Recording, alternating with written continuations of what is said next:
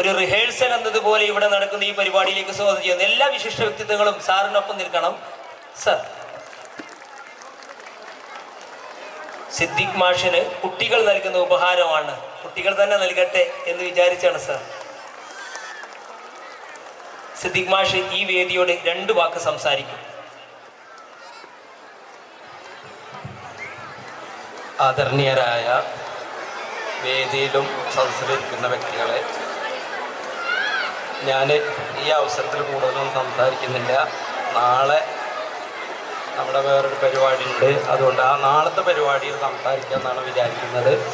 പിന്നെ നമ്മുടെ പൊന്നു മക്കൾ, അതായത് എൻ്റെ ചെറിയ മക്കൾ എനിക്ക് തന്ന ഈ ആദരവിന് ഞാൻ കടപ്പെട്ടിട്ടുണ്ട്. അതുകൊണ്ട് അവർക്ക് ഞാൻ നന്ദി പറയുന്ന അവസരത്തിൽ എല്ലാവർക്കും നമസ്കാരം.